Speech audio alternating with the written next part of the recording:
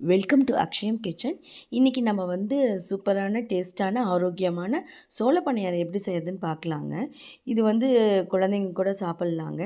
இதுக்கு வந்து பார்த்திங்கன்னா வெள்ளை சோளம் சிகப்பு சோளம் ரெண்டுமே எடுத்துக்கலாங்க. ரெண்டு ஈக்குவல் அளவு எடுத்துக்கலாங்க. எடுத்துகிட்டு ஒரு 6 to 7 மணி நேரம் நல்லா ஊற வச்சுட்டுங்க. அப்புறம் கிரைண்டரில் போட்டு நெகு நெகு நெகுன்னு அரைச்சிக்கணுங்க. திப்பி திப்பி அரைச்சோமா அது வந்து பணியாரம் சுடும்போது அது வெளியில் துருத்திட்டுருக்கும். அதனால் நெகு நெகுன்னு அரைச்சிக்கலாங்க.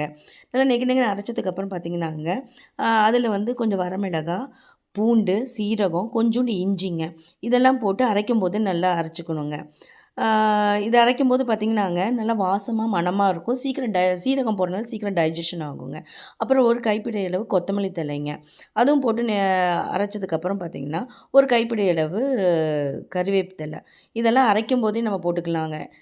அதுக்கப்புறம் வந்து அரைச்சி எடுத்து வச்சுக்கணுங்க. அப்போ வந்து அதுக்கு தகுந்த உப்பு போட்டு நல்லா கலக்கி எடுத்து வச்சுக்கணுங்க. உப்பு போட்டு கொஞ்சோண்டு பெருங்காயமும் போட்டு நல்லா கலக்கி இப்போது சாயங்காலம் ஆட்டினோமா நைட் ஃபுல்லும் வந்து வெளியிலே இருக்கட்டுங்க. காலையில் நல்லா பொங்கி வருங்க. இதுதான் வந்து பக்குவங்க. இல்லைன்னா காலையில் ஆட்டினோமா நைட்டுக்கு வந்தால் இதை சொல்லலாங்க. நல்லா பொங்கி வரணும், மாவு வந்து நல்லா பொங்கி வரணுங்க. இதோட வந்து கொஞ்சம் வெங்காயங்க, பச்சை மிளகா, கொத்தமல்லி தழை, கருவேப்பிலை, கேரட்டு இதெல்லாம் போட்டுக்கலாங்க. குழந்தைங்களுக்கு கொடுக்கும்போது இந்த கேரட் போடும்போது வெஜிடபிள் சாப்பிடாத குழந்தைங்க கூட இதில் இருக்குன்னே தெரியாமல் அது சாப்பிடுவாங்க. வெங்காயம் வந்து வணக்கி போடலாங்க, இல்லை பச்சையாக்க போட்டுக்கலாம்.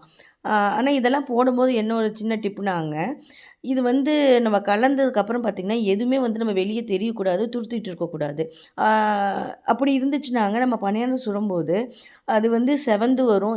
பணியாரம் நல்லா வெந்து வரும்போதுங்க இது வந்து கருகி போயிடும், வெங்காயம்லாம் துருத்திட்டு இருந்தால். அதனால் அளவான வெங்காயம் போட்டோமாங்க நமக்கு வந்து அது துருத்திட்டு இருக்காது, மாவோடு சேர்ந்து வருங்க.